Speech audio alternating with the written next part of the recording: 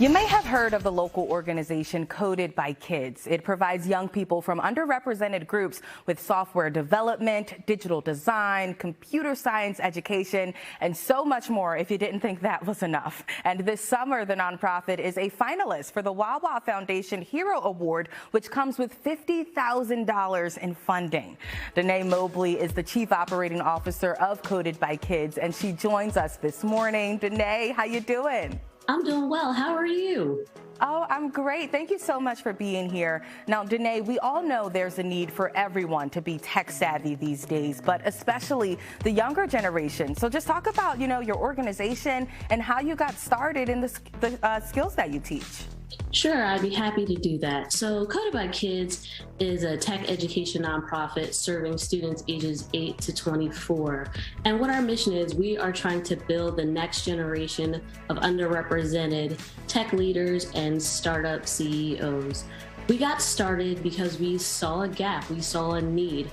There's a lack of equity in tech. And we have folks from our organization that started in tech and wanted to do something about that. So what we did, we started locally in the rec centers and just kind of built our way up until we were in 20 locations across this city, actually across the region in PA, New Jersey, and Delaware. And what we're trying to do is give students a fundamental skill set in tech because they're going to need that. Everything you see now is really about tech. And helping students, even if they're not going to be technologists, allow them to be able to participate in this new tech and innovation economy. Yeah. Denae, what would you say are some of the biggest obstacles Coded by Kids has had to overcome? People understanding what the opportunity is in tech. We know that parents and students know about traditional opportunities in sports, but they don't understand, their students can have careers and earn much more, just as much as professional sports players when they actually build a career in tech.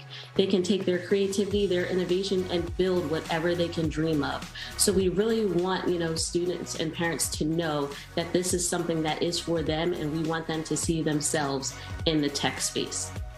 Yeah, we all know that saying, if you see it, then you can achieve it. Yep.